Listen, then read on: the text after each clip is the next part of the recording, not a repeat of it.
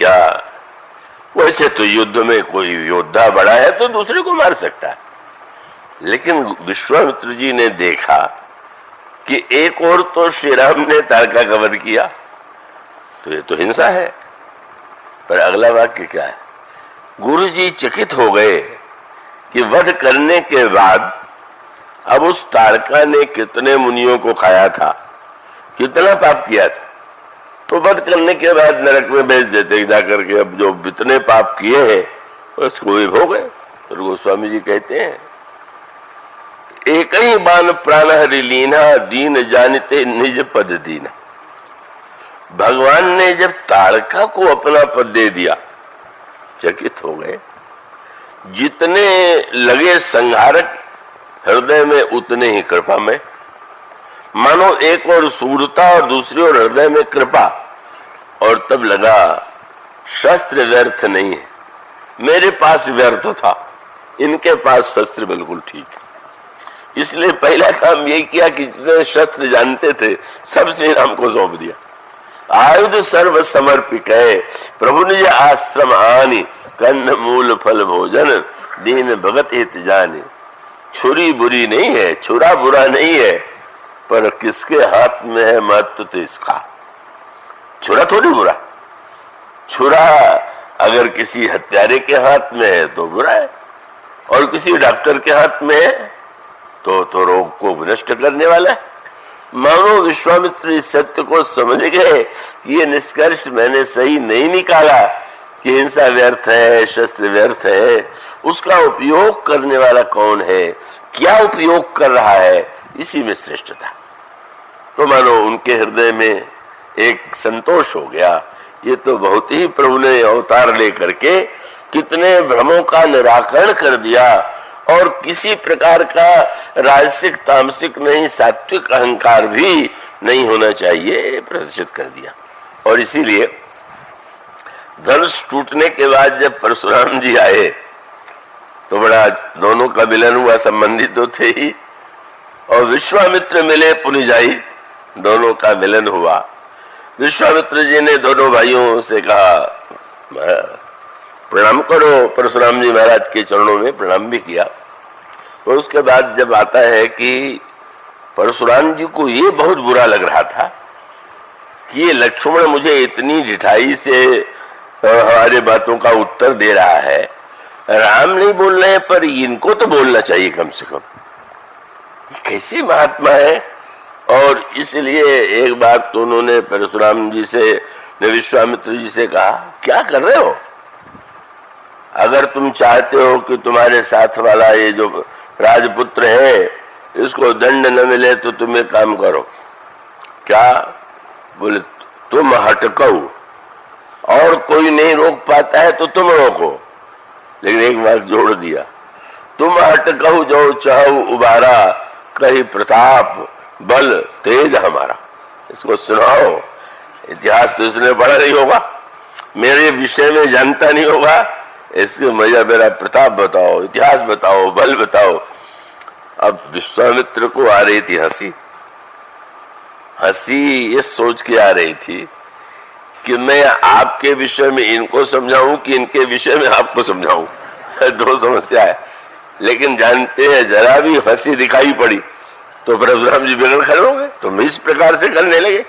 इसलिए गोस्वामी जी ने कहा, गादि सोन का हृदय हंसी, मुनि हरिहर सूझ, आया मैं खान न ऊख मैं, अजऊ न बूझ बूझ। कोई बच्चा जो था कब उसको खिलौने में किसी ने ला दिया चीनी की तलवार, मेले वेले के पहले बिका करती थी, अब भगवान जाने बिकती है कि नहीं। तो वो बड़े किसी ने कहा लो तलवार, उसने खूब उसको खाया, उसको आनंद आया। अब वो जब होता था तो कहता था तलवार लाओ, तलवार को चूस करके बड़ा आनंद लेता था। पर एक दिन असली तलवार का यह सुन के कि ये तलवार है, जब उसने कहा इसे चूसने को दे दो तो बुद्धिमान व्यक्ति ने कहा इससे दूर ही रहो, ये चीनी की तलवार नहीं है, ये असली तलवार है। तो विश्वामित्र को लगा कि अभी तक मुनि जी जो चीनी की तलवारें काटते रहते थे ये तो देख नहीं रहे हैं, आए मैं खा, ये वो चीनी वाला नहीं, असली लोहा है। और इसलिए चुप रह गए, बोले ही नहीं। बोले नहीं क्यों? बोले अपने आप समझ लेंगे, मैं नहीं बोलता। और कितना सुंदर मिलन हुआ, कितना आनंददायक था। विश्वामित्र ने अगर शस्त्र दे करके धन्य बनाया तो परशुराम जी महाराज भी अपना धनुष जो है श्री राम को अर्पित कर देते हैं और भरी सभा में श्री राम की स्तुति करते हुए जय रघुवंश बनज बन भानु गहन धनुकुल गहन किसानु। और बहुत सुंदर बात की, परशुराम जी ने बार बार श्री राम को लड़ने की चुनौती दी थी। क्षत्रिय का धर्म है कि क्षत्रिय को अगर युद्ध में चुनौती दी जाए तो लड़ना चाहिए। क्षत्रिय तनुधरी समरस गाना, कुल कलंक ते ही पामर जाना। अब परशुराम जी बार बार कहते हैं राम श्री राम लड़ नहीं रहे, तो यही लगा कि कैसा क्षत्रिय है, मैं कह रहा हूं। और चुनौती देने पर भी परशुराम जी कहने लगे लड़ो। महाराज लड़ने से होगा क्या? लड़ने के बाद क्या होगा? बोले एक हारेगा एक जीतेगा, तो उसमें तो पता नहीं कौन जीतेगा। मैं अभी स्वीकार कर लेता हूं कि हम सब प्रकार हम तुमसे न हारे। आश्चर्य हुआ, छात्र धर्म के अनुकूल तो उत्तर नहीं है। लेकिन बाद में परशुराम जी ने कहा कि मैं समझ गया कि तुम कैसा बढ़िया युद्ध कर रहे थे, तुमने शस्त्र नहीं उठाया, तो लग रहा था कि तुम चुनौती को स्वीकार नहीं कर रहे हो, पर तुमने ऐसा युद्ध किया कि उस युद्ध में जिसे हारना चाहिए था वो हार गया।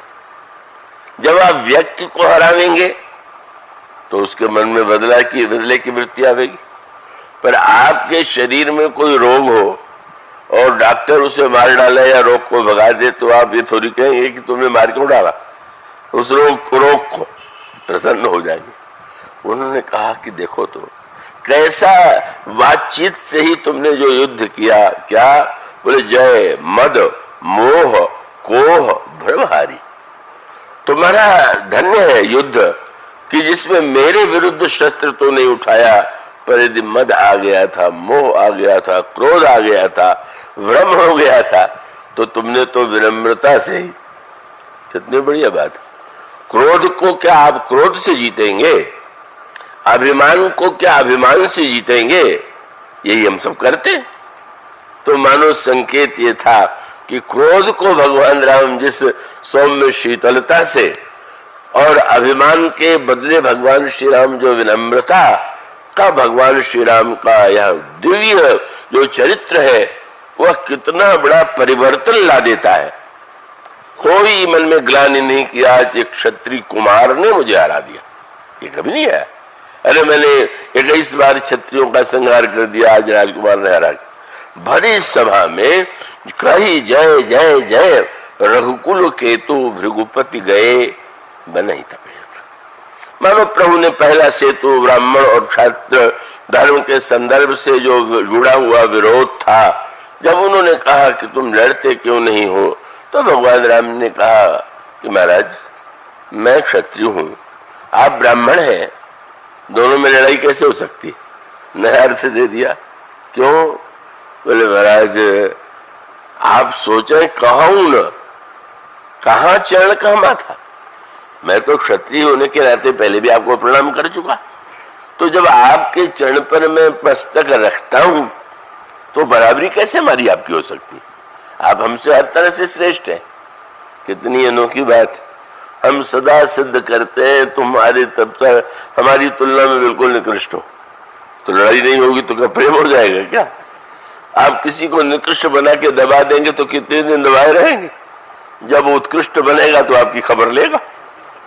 इसलिए भगवान श्री राम ने जो युद्ध लड़ा उसकी विशेषता यही थी कि वह विनम्रता शील, और उसके द्वारा इसीलिए जाते हुए परशुराम जी उपाधि देकर के जाते हैं विनय शील करुणा गुण सागर जयति वचन रचना अति नागर। कितने कुशल हो तुम बोलने में, कितने विनयी हो, कितने करुणामय हो, कितने शीलवान। और एक सेतु बालकांड में बना, पर अयोध्या कांड में और सेतु, ब्राह्मण क्षत्रिय तो पास के ही वर्ण वाले हैं। भगवान राम वनगमन के लिए क्यों गए? उसकी अंतिम परिणति तब हुई जब भगवान राम ने लंका के समुद्र पर सेतु का निर्माण कराया। ये प्रभु के चरित्र का एक सांकेतिक पर्व है। भगवान श्री राम की जितनी यात्राएं हैं, कोई ऐसा उपकरण नहीं है कि जिसके माध्यम से भगवान राम ने यात्रा न की हो। पैदल चले, रथ पर चले, नाव से पार हुए, कंधे पर बैठ करके चले, सेतु के द्वारा चले और अंत में विमान से लौटे। ये रामायण का दर्शन है, प्रभु के चरित्र का। हर प्रसंग में तो आप देखेंगे, कभी भगवान राम विश्वामित्र के साथ जा रहे हैं। दशरथ जी ने क्या ये नहीं कहा होगा कि महाराज आप रथ पर दोनों पुत्रों को लेकर के बैठ जाइए? पर उन्होंने कहा नहीं, तुम्हारे पुत्र तो मेरे साथ पैदल ही जाएंगे। कितनी कड़ी परीक्षा है। पर वे बताना चाहते थे कि रथ पर बैठ करके तो बहुत सी लड़ाई जीत लेते, पर राम के पास जो रथ है वो रथ उनके जीवन का है, उनके सद्गुणों का है। मानो जो श्री राम अपने हर यात्रा में, हर चरित्र में वही करते हैं जो सेतुत्व का स्वरूप होता है। तो चलने में बड़े प्रसन्न हुए और तब वह सेतु नया बना। ब्राह्मण क्षत्रिय के रूप में तो सेतु वे थे ही, लेकिन जब गंगा के किनारे केवट से बातें होने लगी, कहाँ नगर कहाँ गांव, दो शब्द ही साहित्य में बने हुए हैं, गंवार और नागर। नागर माने बुद्धिमान, गंवार माने ना समझ। पर इसका मूल उद्गम कहां से हुआ? नगर से नागर और गांव से गंवार। मानो नगर वालों ने मान लिया हम तो चतुर होते ही हैं, गांव वाले गंवार होते हैं। तो प्रभु तो सबसे पहले गंवार से मिल गए। केवट गांव का ही रहने वाला था और बोला भी तो गंवारों की तरह बोला। अब भगवान राम खड़े हैं, वो बैठने को भी नहीं कह रहा है। भगवान राम कह रहे नाव ले आओ, कहते मैं नहीं ले आऊंगा। भगवान राम से कहता मैं आपका मर्म अच्छी तरह से जानता हूं, मैं डरता होता नहीं हूं। श्री कह देता है कि लक्ष्मण क्या कर लेंगे, बहुत होगा तो बाण मार देंगे। और सब कहने के बाद कह देता है कि मैं आपकी शपथ लेता हूं और आपके पिताजी की शपथ लेता हूं। शिष्टता की पराकाष्ठा है। कोई अपने परिवार के सदस्य की अपनी शपथ ले, पर कितनी अटपटी भाषा। प्रभु ने जो नया सेतु बनाया कितना चतुर था। केवट ने कहा कि न हो तो आप लगता है कि आपको ये भ्रम तो नहीं है कि मैं चरण धोना चाहता हूं? मुझे बिल्कुल कुछ नहीं, मुझे तो चिंता नाव की है। आपका चमत्कार तो मुनियों के लिए ठीक है कि आपने पत्थर से मुनि की पत्नी को उतार दिया। महाराज कहीं अगर मेरी नौका को भी आपने पत्नी बना दिया तो मैं तो महासंकट में पड़ जाऊंगा। इसी परिवार का पालन करने में मेरी समस्या है। एक पत्नी और अगर हो गई तो पातबरी सहरी सकल सुध बारे बारे, केवट की जाति कछु कहू वेद न पढ़ाई हो। और दूसरी पंक्ति गोस्वामी जी कवितावली रामायण में कहते हैं कि केवट ने प्रभु से पूछा घरनी घर क्यों समझाई हो जू। महाराज नौका जब आप नारी बना देंगे मैं लेकर के जाऊंगा और पत्नी झगड़ा पर तुलेगी तो मैं समझाऊंगी कैसे? ऐसी अटपटी भाषा, ऐसा कभी तो लक्ष्मण जी ने नहीं सुना थी ऐसे बात। जनक नंदिनी तो सुने नहीं था, लेकिन प्रभु को खूब हंसी आई। चलो बहुत दिन बाद नई भाषा, नई शैली, और गोस्वामी जी कहते कितना आनंद। और यहाँ तक कह दिया आपको संदेश शायद हो रहा है कि मैं इसी बहाने चरण धोना चाहता हूं। ऐसा कुछ नहीं। मैं जानता हूं गंगा जी में आगे एक ऐसी जगह है कि जहां केवल कमर तक पानी है। मैं स्वयं चलूंगा, आगे आगे चलूंगा और आप लोग पार हो जाइएगा। न चरण धोना ना होगा, न नाव पर बैठना होगा, आप पार हो जाएंगे। ये भी गोस्वामी जी कवितावली रामायण में कहते। उसने कहा यही घाट थे थोड़ी को दूरी है, कटिलो जल था दिखाई हो दूर, पर से पग धूर तरी तरनी घरनी घर क्यों समुझाई हो जू, तुलसी अवलंबन आन कछू लरिका के भांति जियाई हो जू। क्यों कह रहा है? ये डर नहीं लगा कि अच्छा भी चलो? केवट अच्छी तरह मर्म जानता था, जो दावा किया था कि आपका मर्म जानता, वो बिल्कुल सही दावा था। कहा ही तुम्हारे मर्म में जाना, क्यों कह दिया?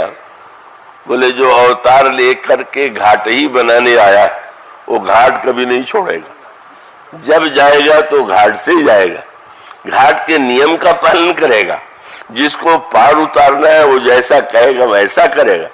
और सचमुच कैसी अनोखी बात, कैसा अद्भुत दृश्य था कि जिस समय भगवान राम केवट से अनुरोध करते हैं कि नहीं नहीं बेज्ञानी जल पाए पखारू, हो तो विलंब उतारे पारू, जल्दी से जल ले आकर के मेरा पैर धो दो, बड़ा विलंब हो रहा है, मुझे पार उतार दो। आकाश से देवता फूल बरसाने लगे, बरस सुमन सुर सकल सिहाई। अभी तक समझते थे कि निषाद पाप से बना, ये भी वर्ण धर्म की एक व्याख्या है। तो मैं देवता हूं, पुण्य किया तो देवता बने और निषिद्ध किया तो निषाद बना।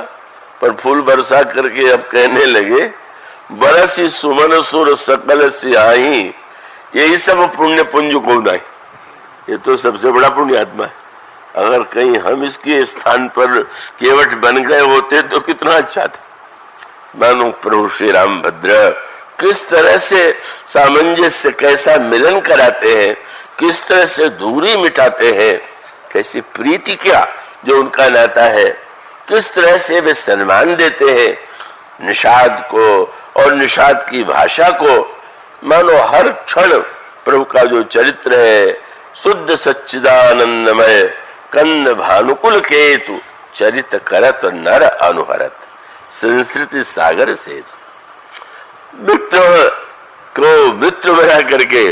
और ऐसा मित्र प्रयागराज जी में पूछ दिया था भरद्वाज जी से किस मार्ग से जाए, और महर्षि भरद्वाज ने कहा सुगम सकल मग तुमका अहि, मैं तुम्हें मार्ग बताऊं?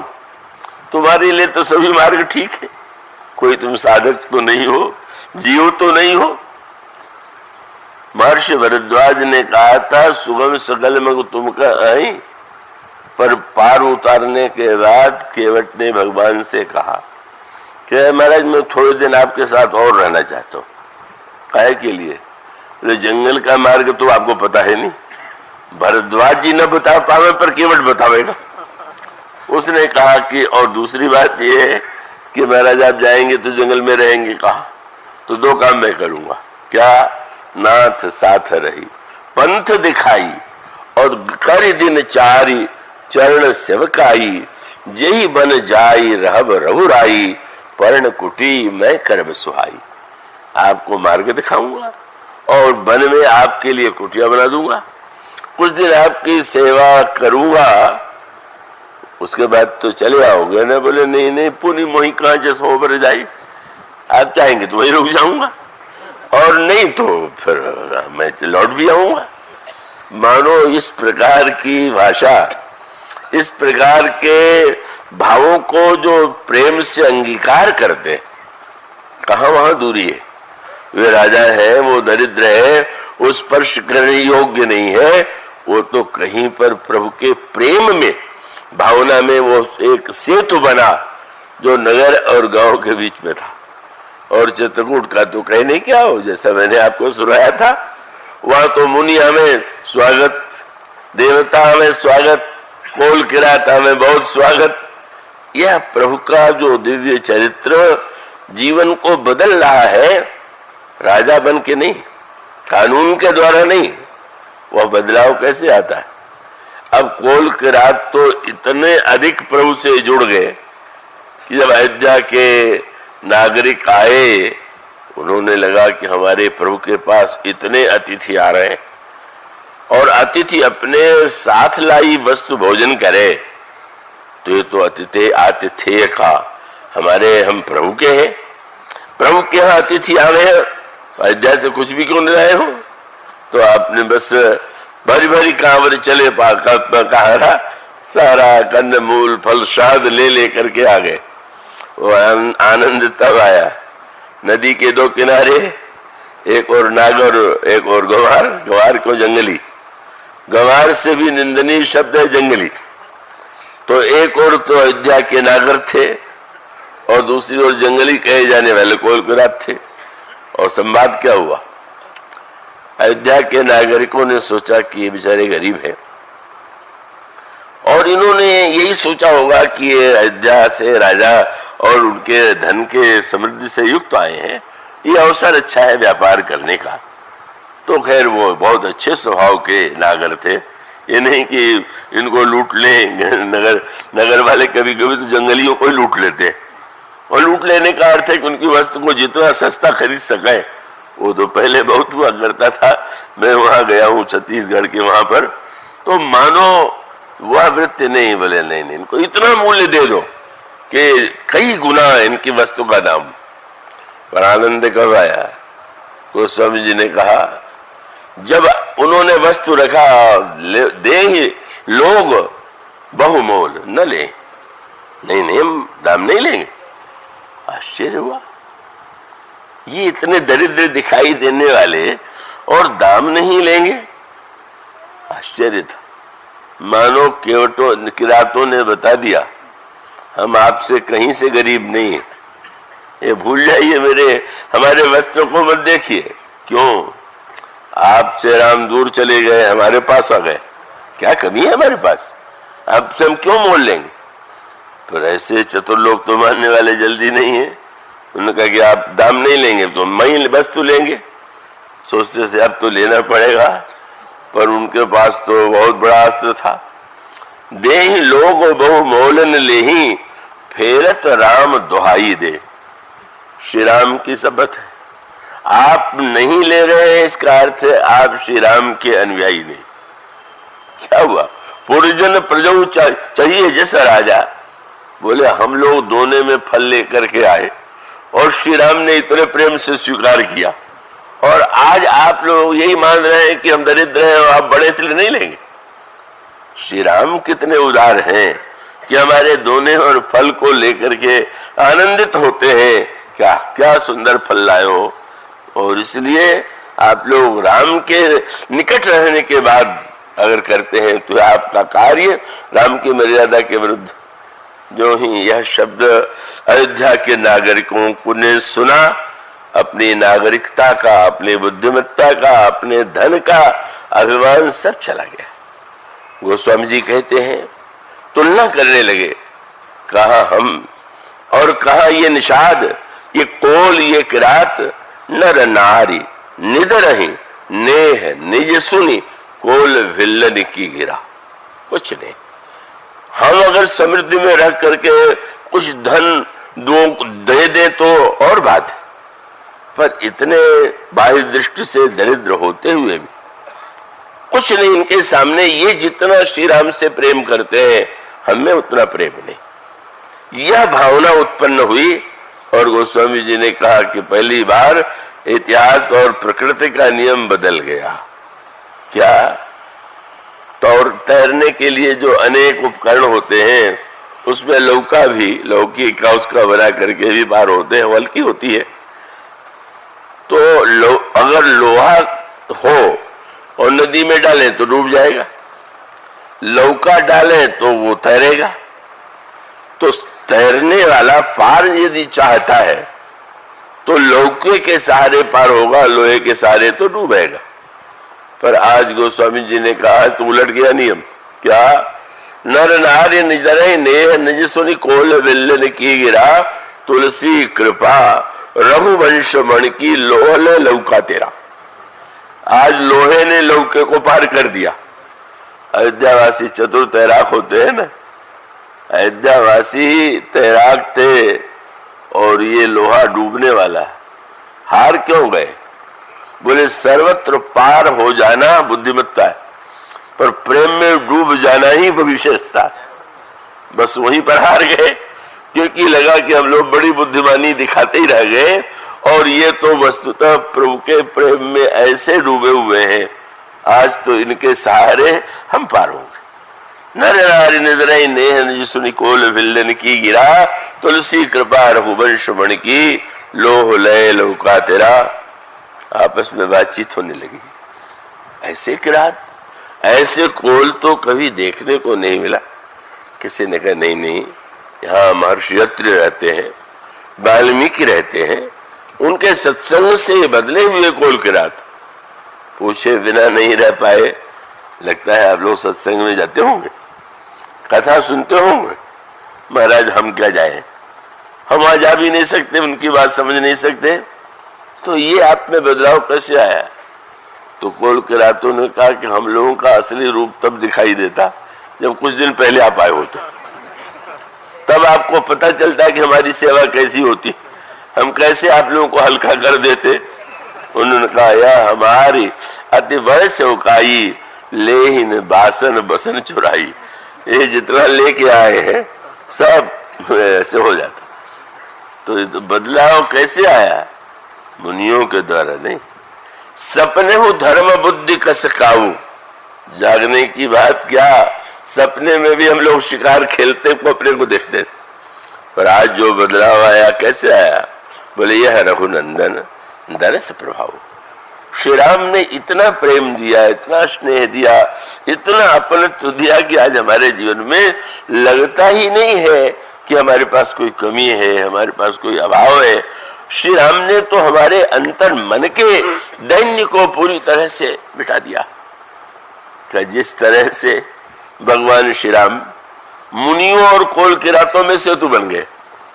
मुनियों के आश्रम में जाते हैं तो क्या दृश्य दिखाई देता है?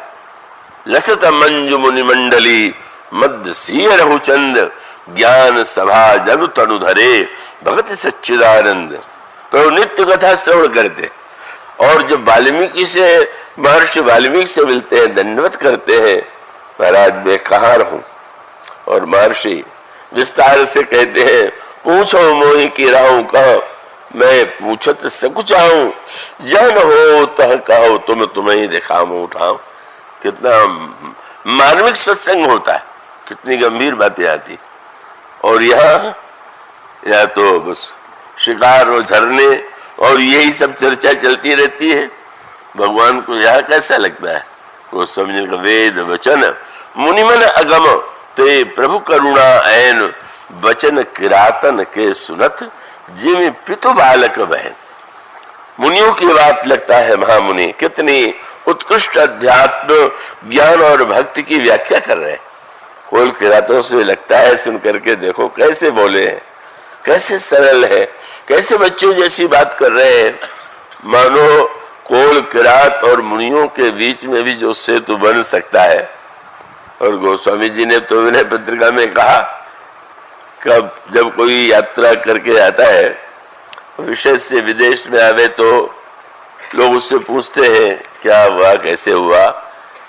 कुछ बात सच भी वो लोग बताते हैं, और जो अतिशय मिथ्याभाषी होते हैं वो बढ़ा के भी बताते हैं। एक हमारे बड़े प्रसिद्ध वक्ता थे, अब नहीं है, तो वो तो जब भी विदेश कभी गए 2 बार, तो वहां किस राष्ट्राध्यक्ष ने कब बुलाया, कैसे सम्मान किया, कैसे पूजा की, यही सुनाते रहते थे। और उनको कोई संकोच नहीं था। तो मानो व्यक्ति बताना चाहता है कि हम कितने बड़े हैं, लेकिन पूछ देते हैं प्रभु के मित्र राज्याभिषेक के बाद, महाराज 14 वर्ष आप रहे, आप किनसे मिले? किनसे प्रभु नहीं मिले? महर्षि भरद्वाज, महर्षि वाल्मीकि, महर्षि अत्रि, महर्षि अगस्त्य, सभी से तो प्रभु मिले। पर प्रभु ने नाम किसका लिया? वो स्वामी जी कहते हैं मिली मुनि वृंद चलत दंडक बन सो चर्चो न चलाए। मुनियों का नाम ले तो ये भी कहना पड़ेगा कि मुनियों ने पूजा किया, मुनियों ने मेरी स्तुति किया, उसकी तो चर्चा ही नहीं करते। मिली मुनि वृंद चलत दंडक बन सो चर्चो न चलाई। 2 ही नाम उनको याद आते। मित्र हंसने लगते हैं कि 14 वर्ष में 2 ही से मिले क्या? किसकी? दंडक बन में कौन मिले? मिले मुनि वृंद चलत दंडक बन सो चर्चो न चलाई। 12 बार गीत सबरी की बरनत प्रीति सुहाई। वाह क्या गीत! आज कितना महान चरित्र शबरी कितना स्नेहमयी, कैसे फल खिलाए। सुनते सुनते मुनि घबरा गए कि 14 वर्ष में आपको 2 ही नाम याद रह गए। पर गोस्वामी जी कहते जानत प्रीति रीति रघुराई, मानो यही उनका प्यार है। मानो वो बड़ों को तो सभी सम्मान देते हैं, पर छोटों को जो इतना प्यार दे, छोटों को जो इतना अपनावे। आप वह कल्पना कीजिए कि जब श्री भरत चित्रकूट सेना लेकर के जा रहे और यह समाचार जब निषाद को सुनाई पड़ा, उसको तो स्वागत के लिए अरे देश के राजा जा रहे हैं, स्वागत करो। तो स्वामी जी ने कहा समाचार सब सुने निषादा, हृदय विचार करत सविषादा, कारण कौन भरत बन जाही, सेना है बोले है कुछ कपट भाव मन में। और तब योजना क्या है, सारे गांव वालों को बुला लिया। सन्मुख लोह भरत सन लेऊ, जियतन सुरसर उतरण देऊ। राजा के साथ तो रोज पद वाले के साथ भागते ही लोग, पर जो राजच्युत हो गया है उसके लिए प्राण देने के लिए जो प्रस्तुत है, उन्होंने कहा समय मरण पुण्य सुरसर तीरा, राम काज छन भंग शरीरा। और भरत भाई नृप मैं जल नीचू, बड़े भाग अस पाइये मीचू। राम काज करिहो रणरारी, जस धवली हो भुवन चारी। तजो देह रघुनाथ निहोरे, दुहु हाथ मुद मोदक मोरे। इतना बड़ा उत्साह क्यों? श्री राम ने इतना महान बना दिया। आप कितने महान हैं महत्व इसका नहीं है, आप दूसरों को कितना महान बनाते। आप कितने बलवान हैं ये बहुत बड़ी बात नहीं है, कितनों को आपने बड़ा बनाया। आप कितने बड़े विद्वान हैं इसका कोई अर्थ नहीं है अगर आपने अनगिनत लोगों को विद्वान बनाने की दिशा में प्रयत्न नहीं किया। मानो भगवान श्री राम की यात्रा अयोध्या से आरण्य कांड, बोले हाँ मुनियों और कोल की रातों में सेतु बन गया, पर अभी तो पक्षियों से। जब गीधराज से भेंट भई, मानो पक्षी से मित्रता। किष्किंधा कांड, बोले अब तो बंदर ही उनके मित्र हैं। और वो हनुमान जी ने जो ही कहा कि महाराज सुग्रीव रहते हैं, चल के मित्र बना लीजिए, मेरी पीठ पर बैठ जाइए। प्रभु ने लक्ष्मण जी की ओर देखा, बोले सारी सवारियां चढ़ के देख लिया है, नया सवारी जरूर उसका आनंद लेना चाहिए, ऐसा तो अद्भुत कोई मिला ही नहीं। और आप दोनों उनके पीठ पर बैठ जाते। और प्रभु यह सेतु का निर्माण समुद्र पर भी करते हैं, और लंका की ओर तब तक नहीं गए जब तक विभीषण आकर के शरण में। मानो प्रभु ने कहा कि मैं कोई विद्वेष से लड़ने नहीं जा रहा हूं। निशाचर से लेकर के देवता और निशाचर सब में अगर कोई सेतु है। अंगद जाने लगे रावण के पास, महाराज रावण से बात मैं कैसे करूं, खूब उसको मैं बुरी तरह से परास्त कर सकता हूं। प्रभु ने हंस करके यही कहा, देखो तुम एक ध्यान रखना, मेरे जो विचार है, मेरा जो आदर्श है, क्या बोले काज हमार, मेरा उद्देश्य बुराई का निवारण है, मुनियों का संकट दूर करना है। मैं इसी उद्देश्य से मैंने यह योजना एक बनाई है। लेकिन इस बात को मत भूलना, काज हमार तासु हित होई। रावण का भी अहित नहीं मैं चाहूंगा, रावण का भी हित होना चाहिए। जिसका जन्म हुआ तो लिखा गया कौशल्या हितकारी, जो कौशल्या हितकारी से रावण हितकारी तक का सेतु बना सकता है, उसके सेतु निर्माण की कला पर आप दृष्टि तो डालिए। तो मानो भगवान श्री राम मनुष्य के रूप में अवतरित होकर प्रेम के द्वारा, स्नेह के द्वारा जो सेतु का निर्माण करते हैं, अगर उस सेतु का महत्व हम जीवन में हृदयंगम कर सकें तो हमारे जीवन की बहुत सी समस्याओं, बहुत सी दूरियों का निरसन हो सकता है। आज इतना ही, कथा प्रसंग का समापन कल संक्षेप में किया जा सकेगा। आज बोलिए सिया